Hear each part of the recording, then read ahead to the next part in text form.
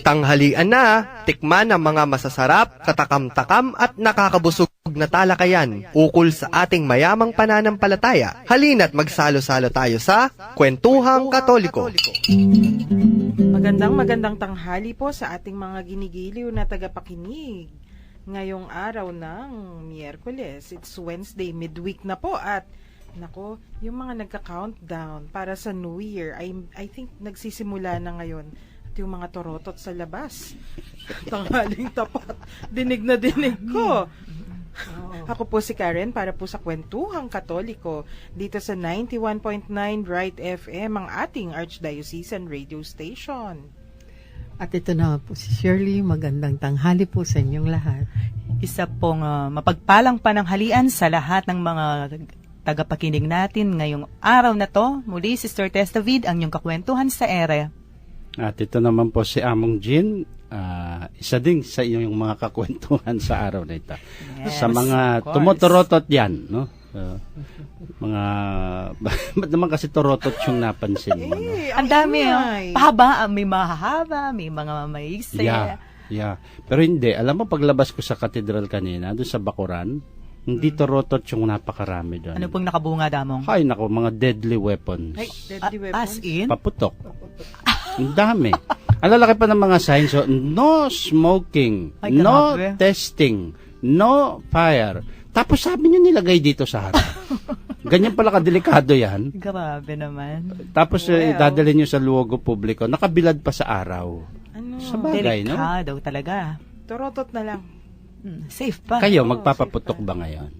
Hindi mo? Never Nakakatakot yun. Never naman ako nagpuputok. Batsa na lang. Tak. Ba't yung mga ano, Saan ba nagmula yung... Ayan ako kayong dalawa rito. Meron tayong good resource persons dito sa mga paputok na yan. Kasi tayong dalawa na naman sinong naka-imbento ng black powder? Yung mga Sa China, ninuno ni Tita Shirley. Mga businessmen, o amo? Oo. Mga ninuno ni Tita At Shirley. sino ang unang mga nagpasimula sa mga paputok-putok na yan? Oh. yung mga nagpo-fungsoy among. She can tell. Ayaw aminin.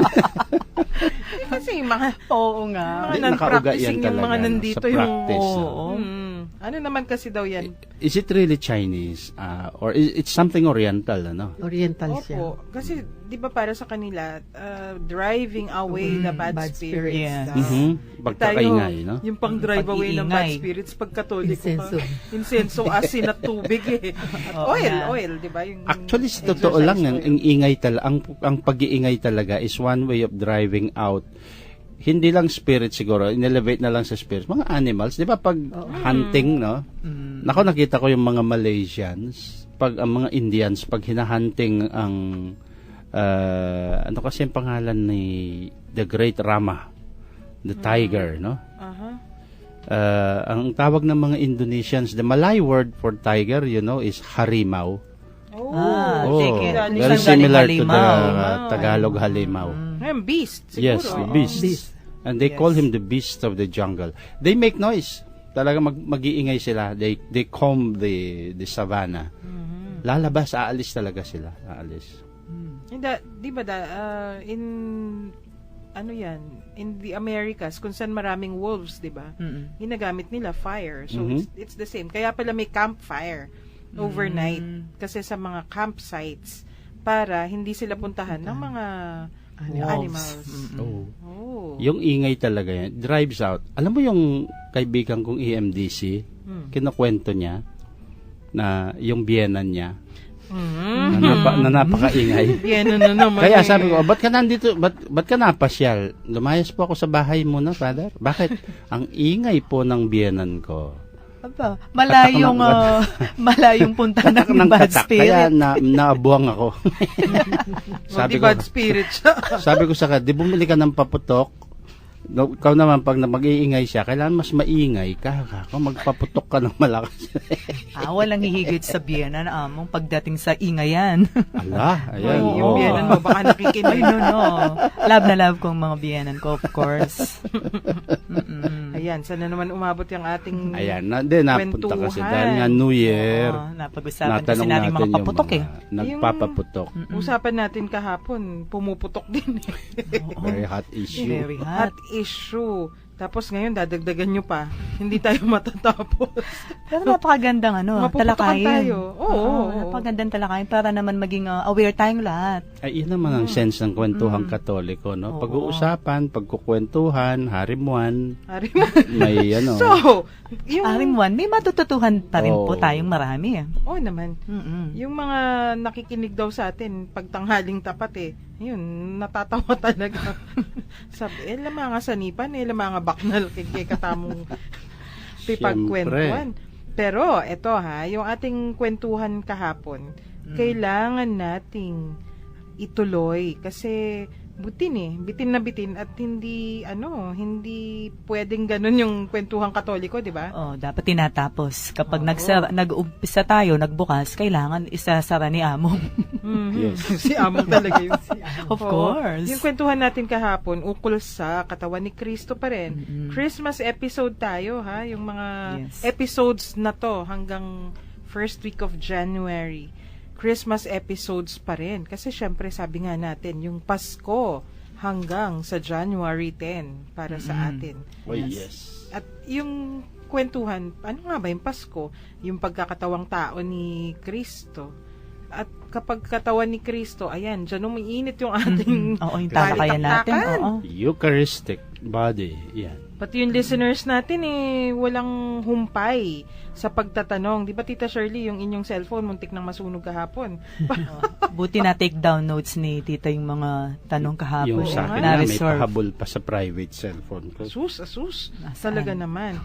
So, itutuloy po natin yan, yung katawan ni Kristo, ano yung paggalang, ano yung inaalay din natin. Yung pag-alay kasi, hindi naman, not necessarily gifts na material lagi, Among, di ba? Aha. So, ano yung ginagawa natin kapag nandyan yung katawan ni Kristo? At syempre, saan ba natin natatanggap yung katawan ni Kristo? Almost always sa misa, unless kung nilalanyahan o yung outside of the mass, na madalang lang naman mangyari yun. So, yung mga misa, may binuksan si magandang Maria Teresa kahapon Yung Opo. misa sa simbahan lang ba? Pwede? Pwede daw ba sa mall? Pwede saan? Sa ating listeners, i-text lang po ninyo ang inyong mga kwento o ang inyong mga tanong, ang inyong comments sa ating numbers. Po sa Smart subscribers 0918-351-8282. Sa Globe subscribers 0917-363-3738. At sa Sun subscribers 0923-2314124. I-acknowledge ko lang po yung nag-text kahapon na hindi na basa from provincial jail. Kailangan daw nila ng bell. Noted po yun. At si PJ, Ng tita. bell. May sira yan. Kailangan Mga niya text ng ni- mga ng tilileng. Ang dami na yun. Padadala namin kayo. Hi, teka muna. Mag-break muna tayo. Magpatugtog tayo ng isang magandang Christmas song.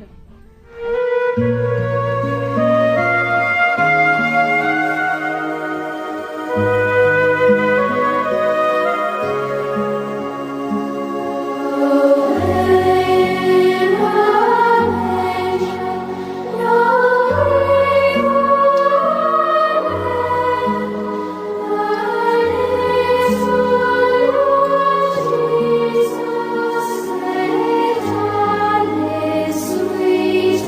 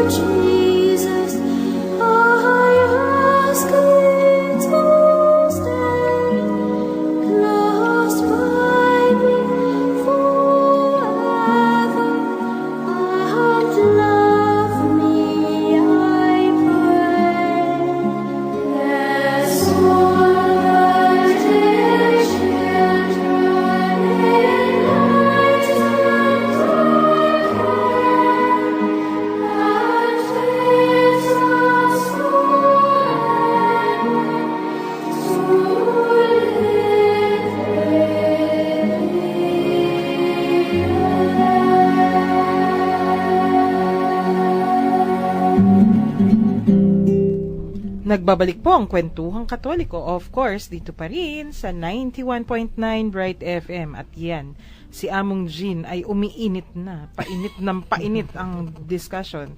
May kinakwento kayo, Among? Kasi yung Pwede nating talakayin yun. Oo, kasi nabanggit naman yung It's all sa over. Facebook, it's all over Facebook yung itong paring nag-apologize na actually doon sa nangyaring nag-hoverboard siya. Yung while, background. Kasi Opo. sa ating mga hindi nakasubaybay, sa social media kasi lumabas ito para sa ating mga lolo at lola na hindi naka-internet.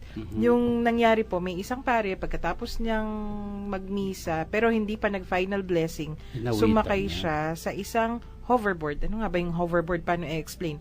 Parang Yung usong may wheel na dalawang may dalawang gulong kung tinatapakan. nung panahon ng mga lolo't lola, siguro yung skateboard. Parang skateboard. Pero yung pagsakay sa De baterya skateboard, ito, ha? de baterya na. Hindi motor na. So sumakay si pare dito sa hoverboard at inawitan yung kanyang parokyanos kasi parang anyayahan yata sila Sa isang sa concert. isang concert. Di umawit siya. Mm. Pero yung problema, hindi pa tapos yung final blessing. So, within the mass pa rin.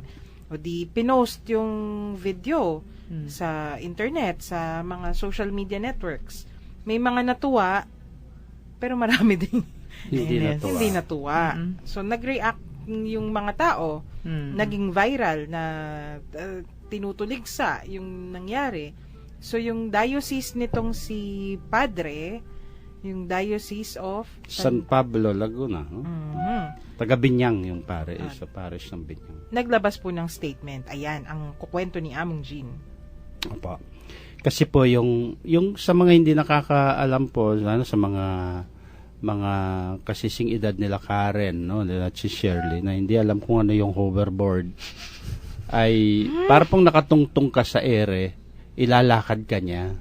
So habang itong butihing pare while he's singing, serenading his flock, umiikot-ikot po siya.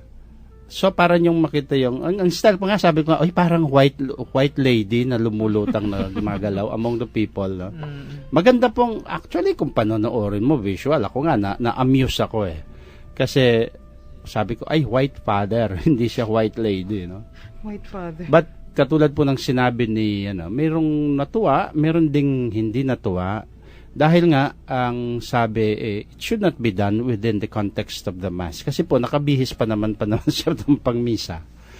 Ngayon, naging viral po yon. Ngayon, nag-issue na po ang Diocese ng San Pablo, ng Archdiocese of San Pablo, reprimanding the priest, no? At ang priest naman po, in-acknowledge niya. Sinabi niya nga daw dun sa, quoting dun sa post na nilagay, ay anong tawag dito? It was a wake-up call for him. So, umalis muna siya sa parokya ng mga maiksing panahon upang pag-isipan niya. And he apologized for ano man yung na-cause niyang trouble, dun sa Ngayon po, maraming nagre-react. Meron yung dun sa parte ng mga hindi nagre-react. Meron kasing nag-react na isa. Ang sabi niya, yung gist ng kanyang message, sabi niya, mga LED, mga iPad, mga modern microphones, mga electronic sounds na ginagamit na natin sa simbahan, bakit hindi pa pwede din ang hoverboard? So obviously, siya daw ay he appreciated yung pare doon sa ginagawa niya na maging relevant yung kanyang ginagawa sa mga tao. But then he went on to say, bakit may mga paring inaalaw ninyong magmisa in war-torn conditions? Kuminsan siguro sa hood ng mga sasakyan nagmimisa. Grabe naman. Sabi niya, when that is just an oxymoron, sabi niya. Among, ano And nga muna yung oxymoron? Hindi ko alam, pero alam ko masama, hindi sa word pa lang, moron, sus Mariosep na tao ito. Anyway, pero bakit itong nagmisang naka-hoverboard daw ay is an abomination?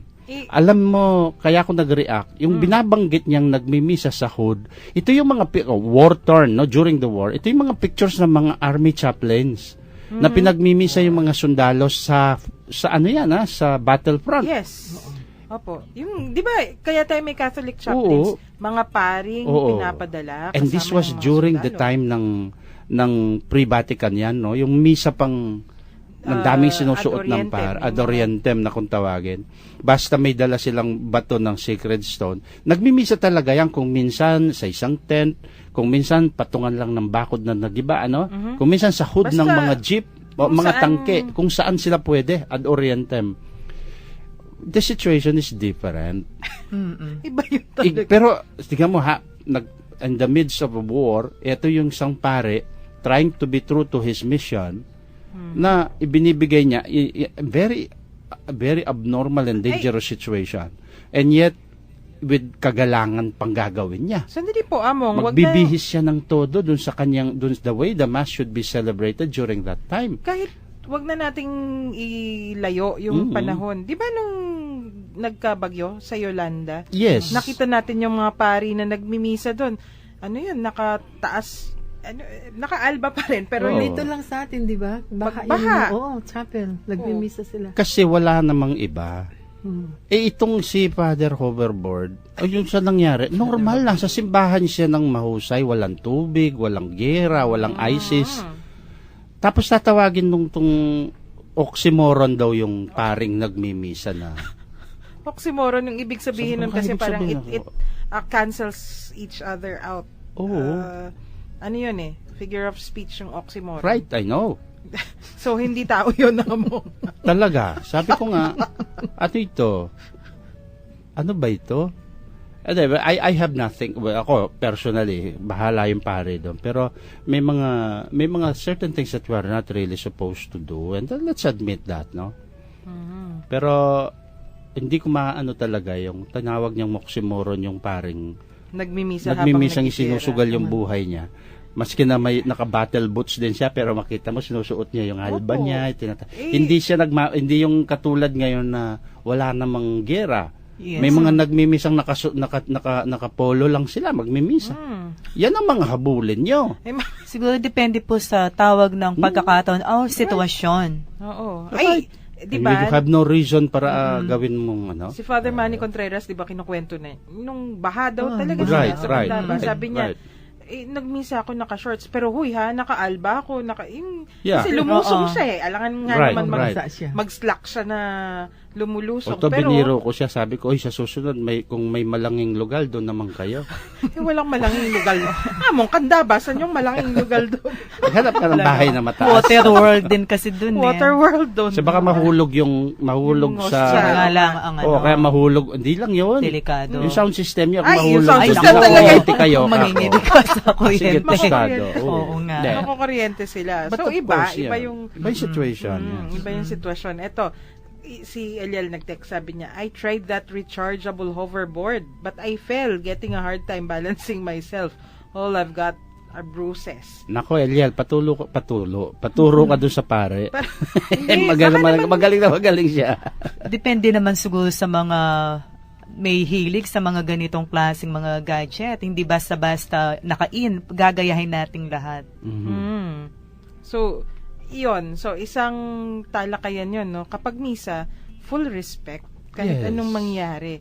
Kahit, yun nga gera, baha, lindol, Yun bagyo. understandable yun, no? Mm-mm. Pero nasa normal kang kalagayan. Oo nga. Sa bagay, Among, kung ganun yung sitwasyon, kagut-gutan nung sila po danganing kekang vestments, siguro maintindihan ko kahit hindi ka full vestments. People would understand. Oo, pero kung wala namang problema. Sure, sabi ko nga, kung yung sa katedral siguro, minsan lumabas kaya ako dyan, na pasayaw-sayaw akong lalabas sa altar. Ay, parang Parang yung kay Ariel at saka si Maverick. wag na, Yung wag na. ganong steps. Kay Kami dalawa niya, no? Joel. Kami dalawa niya pong Joel. Ay, naku, wag na. Naku, baka mamaya akala nila. Pero sa na-overdose kayo. may matutuwa dyan, papalakpak dyan. Sigurado, ay in yung pare. Modern. Excuse me. Sabihin, Amang, balik na lang kayo Wag sa na radyo, yun. dito kayo mag-showbiz. Dito hindi ako nakikita. Ayun, no, sa Eh, Ustream. Ay, nako. Maglalagay tayo ng stage mamaya. Ang tanong natin noon, no, yung sa totoo lang, paano ba talaga ang misa? No? Yung balikan natin yung naging tanong kahapon. Yung saan ba dapat talaga ang misa? Ang batas naman po nakasulat doon, no? It should be in sacred places. No? The Code of Law says, the Mass should be celebrated in sacred places. Tapos may clause yan. Or, in places which the local ordinary consider fit or proper. Okay, doon tayo Fit sa or punto. proper. Fit or proper. Pero, ang tanong dyan anong definition ng, alimbawa, kapag sinabing ordinary, yung ibig sabihin po kasi, ang obispo magde-decide noon. No?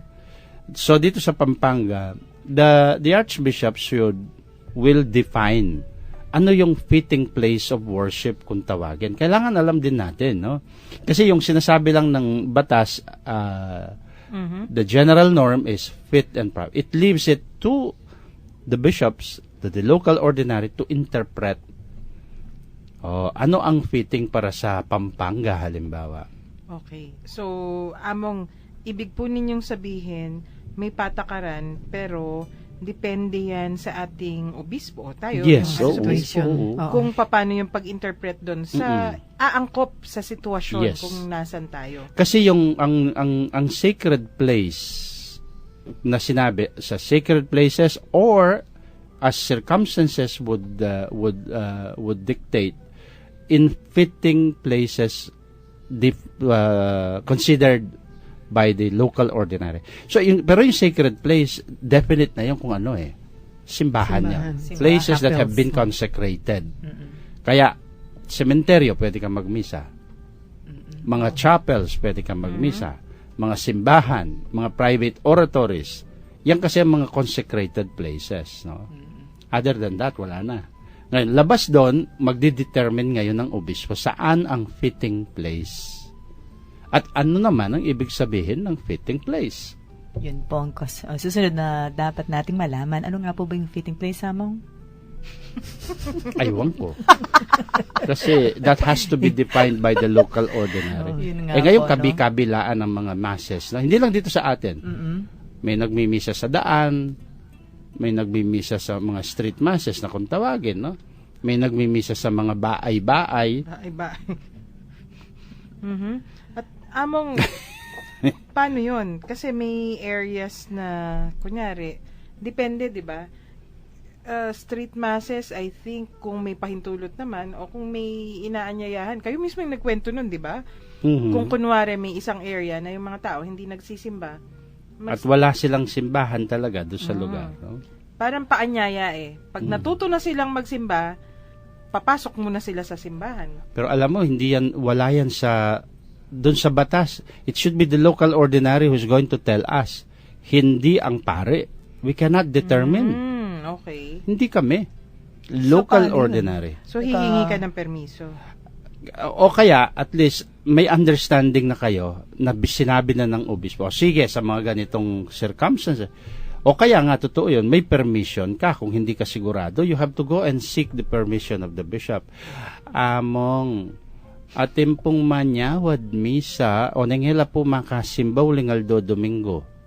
Kaya uli na po ning obrada. Nuka rin yan. Kisabong po. Sabungan. Grabe naman. Sabungan. Kasi po reta pong sasabong nila po makasimba. Malyari nila pong Ay. Yun nga, excuse me lang po sa pinag-uusapan natin ngayon. Kasi napakarami na nating nakikitang mga iba't ibang sitwasyon na wala sa biyantang Kapampangan, wala sa lugar, wala sa alaking patulong, harapin po yung pamamanyad, amanuan tamang pamamanyad misa, maski na po karing mete, na how is that, Among, yung mga misang patay na sa mga bahay-bahay ginagawa? Alam mo kung sa mga funeral chapels, if they have been declared as acceptable by the bishop, why not? But kasi ngayon, to be honest, siguro, dapat it has to be clear also. Yes. Hindi lang sa Pampanga, kundi sa mga ibang diocese din. Although, yung Pampanga, hindi pwede makialam sa ibang dioceses. No? But, at least, halimbawa dito, no? kung tatanungin mo ang isang obispo, anong interpretation po ninyo dun sa code of law na yon? They have to provide that. Kaya mayroong batas na dapat sabihin ng obispo. Kasi kung sasabihin niya, di naman pwede sabihin ng obispo, no? Bahala na kayo. Yes, of course. Medyo delikado yun. Pag nag-judge alam mo naman ng mga pare, no? Pastoral reasons, kung minsan, no? Practicality. Oo. Kaya nga, naging kamakailan lang. Hanggang ngayon medyo usapin pa din ng mga masses sa mga malls na yan. Yan. Ay, issue nga yan kasi, diba, yan, si Sister Tess, hindi ko alam kung paano sasabihin na hindi tayo. Oo nga eh. Actually, alam mo, ako, ang pagdating sa mga malls na yan, paano mong? sana may nakikinig. What's your stand about having mass on malls? Diba, sino mo nagme-may-ari ng mga malls na yan? Hindi Of mga course. negosyante po. Mga Ang business yan. yaman yan, no? Mm-mm. Ako narinig ko, sabi-sabi lang ito, ha? Ang SM Pampanga daw, 30 million a day Wow. Wow. ang kinikita niya. Come. Ang dito daw sa downtown, ay, ewan ko, buti kaya di ako mademanda nito. Medyo. Naririnig ko lang. No? Sige mo. But they are so rich. Yes, definitely. Ako, kung akong tatanungin, you don't define for them a fitting place. Why don't you just tell them, gusto nyo magmisa, patayo kayo ng mga chapels ninyong magaganda. Ang lalaki ng mga parking space, yun lang sa, no? Yes, Just ang daming space nila doon. Patayo sila ng aircon chapel, malaki, fit, and then, it should be only for Catholics. For exclusive use of Catholics. Then, papayag ako. I will even repose the Blessed Sacrament doon. Sa Green Hills, may makikita kang chapel na ganyan. Sa Opo. meron din. Sa Marquee Mall, meron. Oo, at least yung mga gano'n, kung Chapel. ginagawa na yun. No? Sa MOA yata, di ba? Pero, don't tell me na papapagmisahan mo ko sa atrium, sa food Oo court. nga. Sa mga event center, Oo. ganun. They can provide an event center. Naisip ko, imbis na Why mga not may a incenso, chapel? Di ba? may adobo ka. May text po, Tita Shirley. Oo. Paano naman po yung First Friday Masses sa mga opisina? Sa din yan. Alam nyo, pwede namang yun dito sa Memphis, pwede sila magpatayo ng chapel ang gobyerno. Kung talagang gusto ng gobyerno na magkaroon ng, maging spiritually concerned din siya sa kanyang mga sinasakupan. In the first place, ang First Friday Mass, hindi naman yan obligatory. Yan obligatoryo. It is not a holiday of obligation. Nasanay lang po kasi dahil First Friday Mass. Sabagay ako noon, nung batang pare ako noon, I was guilty of that. Kasi ako nagmimisa sa labor noon. Kaya, ngayon, napaisip si Among. Oo, kasi hindi naman sa lahat ng panahon tama ka, no? Kala mo tama ka. Naisip mo rin na Ang yung hirap naman, nare-realize lalo mo na rin. kung sa mga government offices, may nangyari noon na nagalit dahil mayroong, di ko sasabihin ko saan yung opisina, nagmimisa sila sa oras ng trabaho, may gustong magbayad ngayon. Nagalit. Bakit? Ito pa sasabihin, which is, it's time for us to reflect. At pati oras na pa mag-obra, ay panakawan nyo. oh my. Kaya ako noon, nung nagbimisa ako sa isang government office, ang sabi ko, tatango lang ako sa inyo, 12 o'clock ang misa sa lunch break ninyo. Kung talagang gusto niyo magsimba, isakripisyo niyo yung lunch hour niya. And we did. There is a small room where we kept, doon kami nagmimisa. But those things you have to be considerate also. Hindi ko sinasabing hindi dapat, but the time you consider, even the local ordinary has to be responsible doon sa mga oras. Kasi nga naman, oras ng trabaho yun, hindi mo pwedeng, maski na bigay mo kay Cesar ang kay Cesar, ibigay mo sa Diyos ang sa Diyos. Yung alas 10 hanggang alas 12 ay para kay Cesar dahil government service yan, opisina kayo. Pero na lang kung private yan, the private company kung kagustuhan talaga nung May-ari. nagme-ari, no? Okay. Pero mahirap pa rin pasukin yung sitwasyong ganyan namong dahil hindi naman po lahat they can follow such what you are saying now. Sa noon na ito alam naman no, when I came to the cathedral, my first Friday mass ang munisipyo. But I Saan told them po? Sa labas na? sa loob, sa atrium. Okay. Sabi ko, you're just 20 steps away from the cathedral. So kinausap ko sila, pwede ba dito na lang, pagmimisa na lang namin kayo kung gusto nyo ng extra. Pero let it be, imbes na ako dyan yung ginagawa. Pumayag naman. And so ngayon, nagsisimba sila sa cathedral. Wala na yung first Friday mass sa loob. Ayun, maganda pong naging ugawi nila yun. Dahil Dahil napapasok na nyo sila sa simbahan. pwede naman eh. Kung talagang gusto mo magsimba, medyo Yun nga. may kalayuan, no? And then, best given the right time. Ngayon, kung walang talagang pwede, wag. Di ka naman din magagalit ang apong Ginoo sa'yo, no? Kung di ka makapag first Friday, doon ngayon dito. Pwede ka mamayang hapon, no? Oo nga naman. Di, ano, Kumbaga, make an effort also. just keep the integrity of the Mass. Kasi, kung minsan kasi masasakripisyo din yung integridad ng misa pag hindi ka masyadong, ano. Kailangan laging aware. May text dito from 5387. Ano lang siya, about the mass din. Malaking kasalanan po ba ang tumanggap ng komunyon kapag ikaw ay nagkasala ng mortal? Kung oo, dapat po bang isali ito sa pagkukumpisal? Yes, opo. Thank you. Ang katisismo, sinabi, pag ikaw ay may dalang kasalanang mortal, you seek first confession. Don't, otherwise po yun, tinatawag na communio in sacrilegious communion. Sacrilegious communion. Oo. So, ibig sabihin namang mas malaki yung kasalanan? Mas malaking kasalanan yun. Oo. So, tandaan po natin yon. Tandaan natin, kapag tayo ay may mortal sin, tayo ay kailangan mangumpisal muna bago magkomunyon. At kung nagkapagkomunyon ka, dapat isama yun sa kumpisal mo. Sa kumpisal yan. Sabi, dapat sabihin po niya, ito pong kasalanan ko, pumatay po ako ng tao, pero tapos nagkomunyon din po ako sa mga gano'n. Diyos ko. Talaga naman.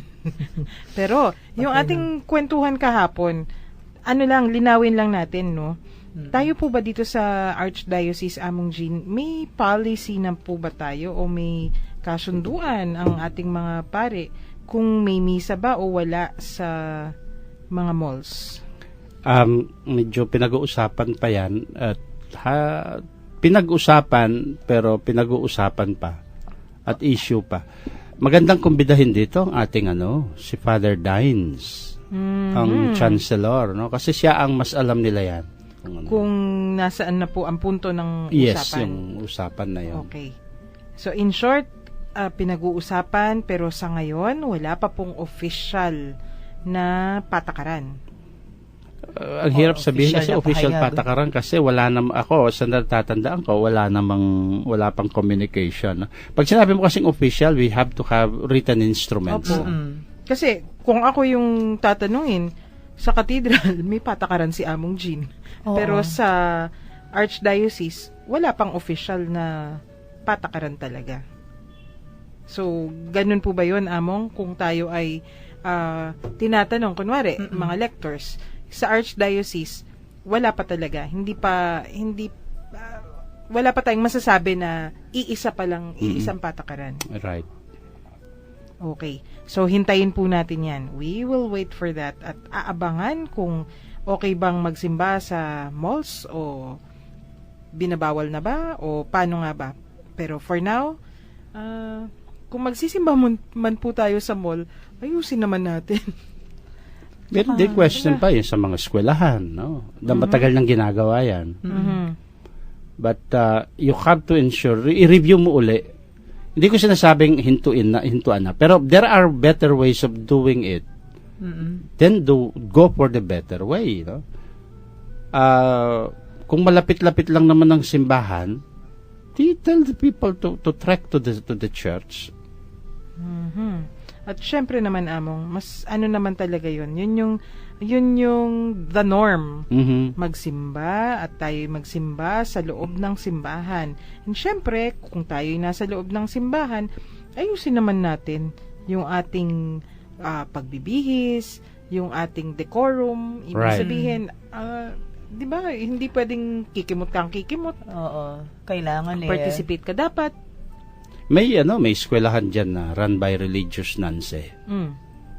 Tuwing first Friday nila ginagawa ang misa sa gym. Pagkainit-init sa gym. Tapos ang ingay-ingay, siyempre yung mga bata, nasa atmosphere sila. Alam nila yung gym, hindi naman simbahan yan. So they can get as rowdy and noisy as napakahirap talagang kontrolin sila. Tapos yung atmosphere ng pagmimisa, hindi altar, parang concert kasi naglalakihang mga walang blessed sacrament, no? I'm not saying it is wrong. Pero one time I told yung mga madre, sabi ko, ba't nyo kasi pinagsabay-sabay from grade 1 hanggang doon? Kasi father, yun lang ang ba di kayo magpamisa ng sunod-sunod?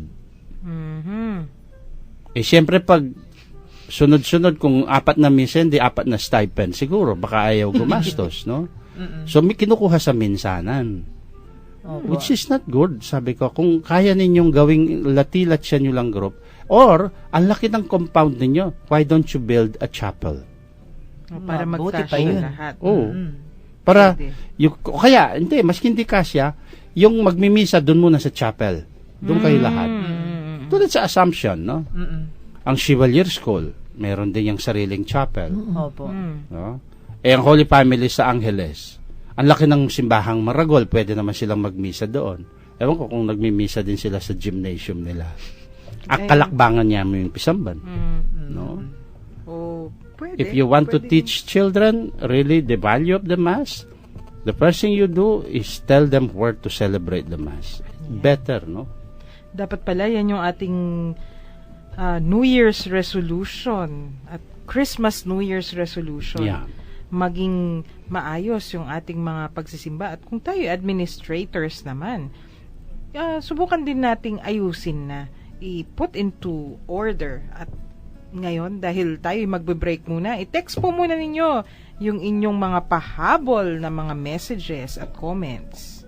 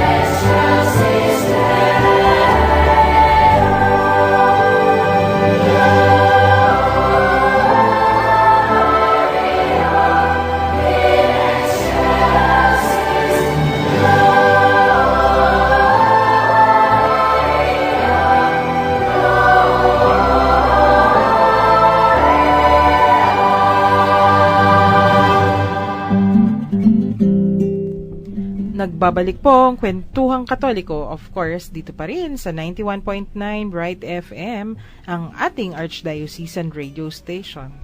Among, misa talaga yung ating sentro. Yes. Paano nga po yun, yung culmen et fons? The source and summit? The highest, the culmination and the fountain, no? Literally, culmens et fons, vitae eterne. Life everlasting. Yes, of life So, eternal. Kaya pala, kahit ano yung talakayin natin, uuwi sa misa yung ating It's the kwentuhan. center and the core of our faith. Di niyo po ba napapansin yun, Tita Shirley? Kahit ano yung pinag-uusapan natin bumabalik sa misa yung ating kwentuhan. Yan ang sentro. Yun ang kasi. sentro. Kahit anong kapistahan. Pag tininan mo yung episodes natin, kapistahan ng ganito, tapos hindi pwedeng wala tayong discussion sa misa. Sakramento ng ganito, nag-7 sacraments tayo, pero yung misa pa rin, Misa, yung Kasama, sentro. oo. Uwid-uwid pa rin doon ang pag-uusapan. Ayun nga Kasi nga naman, sabi nga ni, sino ba yung santong magsabi? Pag yung John Mary Vianney po ba yun, Among? Pag yung misa, may sinasabi siya na yun daw talaga yung parang substance or we get nutrition from it. At oo nga naman, bilang Katoliko, yun naman talaga yung pinag-iba natin sa ibang mga religions, yung mga Christian religions.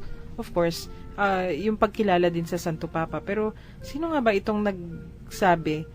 May isang area yata sa US na wala talagang Catholic Church for miles and miles around. Yeah. So, kung minsan, kapag hindi siya makaalis, uma-attend yung mga Anglican or yung mga... You can. Pwede ka mag-attend. Yun ang communion sacris, pwede ka. But you can attend. Or mga Orthodox yan. Pag talagang wala. Pero iba pa daw talaga yung Catholic liturgy. Yes, Or of yung course. iba naman, yung may ibang Protestant service, yung tawag nila, di ba? Kasi sabi niya, sumasali siya kasi may reading ng gospel. May scriptural discussions. Tapos, hinihintay din niya yung mga preaching. Sabi niya, maganda naman yung mga preaching nila. Pero bitin ako Kasi walang communion. Wala. So, yun yung pinag-iba talaga natin. Talagang, yung paniniwala natin na tinatanggap natin yung katawan at dugo ng ating Panginoong Hesukristo sa misa. At yung real presence po ba yun, Among? Yes. Pag kasi yung faith mo, yung sa'yo pa nagsisimula, no? Yung fides tawag doon, nakalimutan. Malalatin na naman tayo niyan. Basta yung you are allowed, no? You without fear of compromising your faith, you may worship with others in joint prayer services using the church buildings and objects at the same function, and may follow the strictly sacramental and liturgical practices of a given church or worshiping communities. For as long as nandun sila, sakop sila nung tinatawag nating directory, the 1967 directory, ng alin yung mga churches na pwede nating samahan. Hindi lahat, ha? Opo. Hindi lahat. Oo. Paano yun, Among? Yung example nga na, kasi wala talaga, nowhere in the near or far distance na may Catholic Church. So, sumasali daw siya dito sa ibang Protestant service. Kasi wala talaga. Imbes na daw wala siyang puntahan on a Sunday, sasali. Pero hindi naman siya nagsasubscribe talaga dun sa kanilang belief. Katoliko pa rin siya. Yes, of Nagkakasala po ba pag No, hindi. Kasi hindi naman niya kagusto, nasa sitwasyon siyang okay. Oo. Yun nga lang, talagang miss na miss daw niya yung Of course. yung misa, yung sacrament o yung Holy Eucharist. Among yun, from 5387, napapansin ko po every Wednesday, pag perpetual help novena, umaalis po yung mga devotees pag misa na. Dapat po ba ituloy namin ang misa afterwards for us to receive greater blessings? Opo, kasi may mga accepted, may mga taong ang pagpunta po nila sa simbahan ng Miyerkules ay devotional to the perpetual help lang. Without really meaning to judge them, no? Malay niyo baka nagsimba na sa umaga or ano na. Oo nga naman.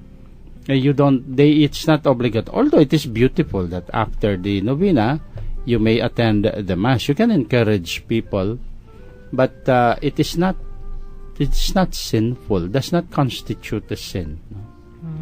Kasi may mga, baka may naghahabol ng oras, no, uuwi na maaga, so sinasakto na lang nila. Pero sa Baclaran, I think, sanay na ang mga tao doon. Pag nag-attend sila ng novena, almost 100%, they stay for the mass. No? So, sanayan lang siguro. Tsaka, kung minsan, baka talagang nakipag-novena lang siya. Nakikipag-novena lang may iba. ibang lakad o may kailangan gawin or something like Right. that. Okay. Nako, yung ating talakayang ito, umabot na naman kung saan. At magno-New Year yata tayo na. Yeah, pinag-uusapan ng mga ito. Dami pa yan. No? Misa pa rin yung ating pinag-uusapan eh. Kailangan muna nating tuldukan yung ating episode na ito. Pero bago yun, may babatiin po ba tayo, Among? Pinabati po namin ng mga kapatid na, mga ating mga tagapakinig, no, na mga katekista ng katedral, yung mga sa tabi-tabi lang dyan, no, yung mga nakapaikot sa katedral, yung mga nasa palengke. Na ngayon, bising-bising nagtitinda ng mga bilog na prutas. Puro bilog. Damit. Nakita ko, may Pero alam mga niyo, sa nakalagay. totoo lang, wala namang bilog talaga doon sa mga prutas eh. Wala. Parang Oblong. bilog lang, para lang. Oblong at saka oval. Oo, tapos may yung nyog. Nyog, syempre. Pero pag yung nyog, Bili na lang ho kayo ng kulangot. May Yung kulangot. bilog yun. may binibenta po ba dito? Bagyo. No? Ay, sa Yung Baguio. kulangot Bagyo, malalaki yun. Bilog talaga. Walang laman eh. Karampot lang naman mong talagang kulangot lang Nyog din naman. yun. Okay, bumili kayo ng sampelot. Sampelot. Bibilugin pa Bilo-bilo. mo. Bilog din yun. Naku, sa ating mga listeners, bukas po, itutuloy natin ang ating kwentuhan. At kung may nais kayong ipatalakay sa amin, i-text lamang po ninyo mamaya. Babantayan namin yung ating cellphones at ililista. Pero, kailangan po talaga muna naming magtapos. At alayan muna natin ang ating Panginoon ng isang dasal. Tayo po'y manalangin sa ngalan ng Ama, ng Anak at ng Banal na Espiritu. Amen. Panginoon namin, dumating na naman po ang oras ng aming pamamaalam sa isa't isa. Ganun pa man, kami po ay nagagalak dahil sa pinagkaloob mong pagkakataong magtalakayan, magkwentuhan, at matuto sa isa't isa hinggil sa aming pananampalatayang Katoliko. Basbasan mo po kaming lahat, lalong-lalo na ang aming mga naging kakwentuhan na nasa kani-kanilang mga tahanan, pinagtatrabahuan o kung saan man sila ngayon naroroon. Maging masaya po sana silang lagi dahil na rin sa iyong pananatili sa kanilang mga puso. Gawaran mo po sila ng kalusugan ng pangangatawan at kaluluwa at ilayo mo po sila sa lahat ng kapahamakan. Kung sila man po ay may karamdaman ngayon o may dinaraanan silang paghihirap o suliranin, pag-aanin mo po ang kanilang mga damdamin at ipadama ninyo sa kanila ang inyong pagmamahal at awa.